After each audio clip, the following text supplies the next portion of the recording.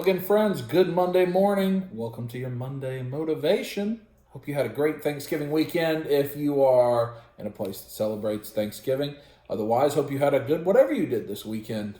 And you're ready for December, because here we are. So the word of today is humility. Humility. Humility is defined as a modest or low view of yourself, humble, being humble.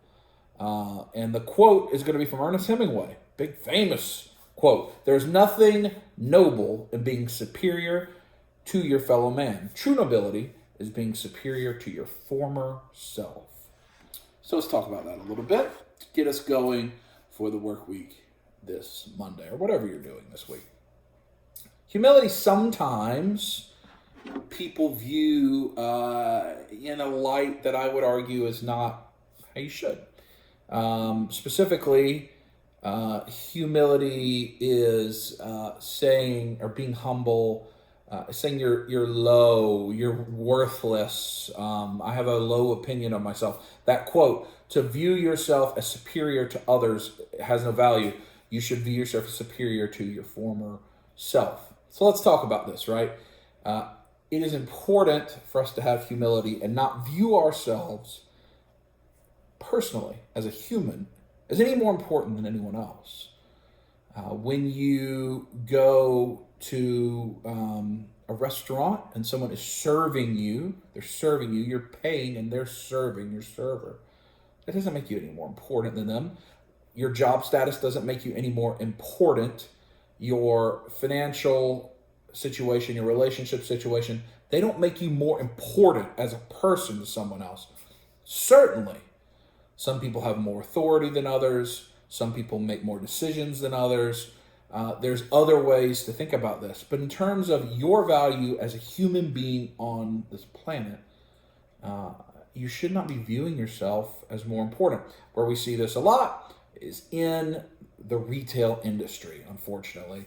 And with this being, again, Christmas time, holiday time, people are buying stuff. It's a time to think about being humble, having humility. Because you're the one that is off on Christmas Eve and you can go buy presents for your family. And the person you're encountering has to work. And you may view that as you're better than them, or, hey, if you didn't work in retail, if you had a successful career like mine, maybe you wouldn't be here. And thus, I made better choices than you. That's the way a lot of times I think people think. Even if they're not consciously think this, they're judging someone else for their choices. And whether that's in the retail or whether that's in a homeless person, whether that's in a job that you don't view as important as your job, or a role that you don't view as important in your job. Humility is lowering ourselves, not viewing ourselves as more important than anyone else, and relating as a person to each other. And again, you try not to be offensive when you're talking about things like this. So I'm just going to tell you a real life example for me. I previously was a teacher and a athletic coach in high schools. That's what I did my first career for about a decade.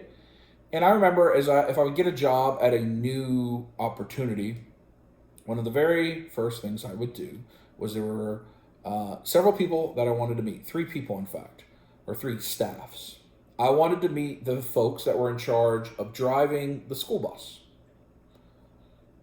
Some people may not view that as that important a career. Certainly is. People that are entrusted with taking care of the kids, getting where they need to be, safety, very important. The folks that would be in charge of the cafeteria or concession stands or those types of things. When you're in high school, middle school, people picked on the lunch lady. There's the Adam Sandler song from years and years ago about the lunch lady. It was a thing people picked on. I think it's probably on Saturday Night Live. And then third was the folks that did the cleaning, the janitorial staff. Those are people I wanted to meet right away. And I wanted to show them that I valued them, that their roles were important, and that just because I was a football coach or whatever that made me seem more important, but it wasn't. We're all on the same level. We're all the same people. I wanted to show humility. I wanted to come get to know them as people, get to know what their job was like, what were their challenges, how could I make their job easier with things I did, and build that relationship. And I learned that, honestly, by seeing people in my life that didn't do that treated those people poorly, that treated them not as equals because they had made a different career choice in life. And that always was obviously beneficial to me because you had allies, you had people that directly had an impact on your weekly life. If you're coaching basketball, for instance, you got to have people in the concession stand that are taking care of everybody. You got to have the gym's got to be clean. If it's an away game, you got to have somebody to drive the bus, and you want those people to truly view you as a partner and know that you care about them as equals. And that requires humility. And that's just my personal experience. So whether it's in the retail where, you're frustrated, you got to hurry up and you forgot to get something and your significant other sends you out or whatever the case may be, and you just want to get your stuff and leave, have humility. Just as the tour of Olive Garden with the Pasta Pass ended a couple weeks ago, my very last trip, I was in the Olive Garden. And this would be the week before Thanksgiving is when this happened. On a Sunday. And I was there, I put my name on the list, or I was trying to put my name on the list. I had heard earlier somebody calling out a name, Smith, whatever, Jackson, Wilson, whatever. Calling out a name, Wilson, party of four, Wilson, party of four. They called it several times. Nobody got up. A minute or two later, did it again. Wilson, party of four. And I'm sitting there after my name's on the list. It's been a couple minutes, and a person walks up to the host stand and says, "Hey, at this point, another party has been called. Johnson, party of four."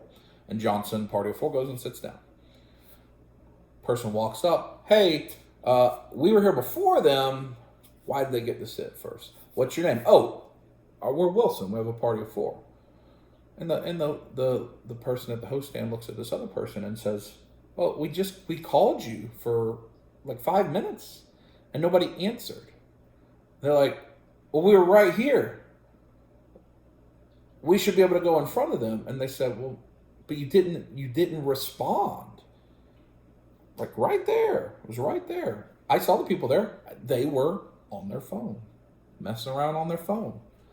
And they didn't hear their name called, and they pitched an absolute fit and started calling this person names. And how dare you, who work at the Olive Garden, tell me that I didn't hear my name called, and you're accusing me of not paying attention? How dare you that work at the Olive Garden? That's bad. That's not a good person. And maybe that person's had a bad day, and I don't want to judge them, but that is certainly not showing humility. So I challenge you, even when it's a very difficult, stressful environment, have humility. And the other part of that quote is, rather than don't view yourself as superior to others, the key is to view yourself as superior to your former self. That's where the pride comes in. Am I better than who I was yesterday? Am I more valuable to this earth and to other people as I was yesterday? Have I improved myself from a year ago, from 5 years ago, from 10 years ago? That's where you compare. That's where you grow. That's where you rank yourself. What any of us do for a living, it just supports what we do when we're not at work, right? It's not the way we measure each other. You measure each other with kindness, with compassion, with humility, with empathy. That's the scoreboard for us. So I challenge you, have humility. I hope you have a great week. I'll see you next time.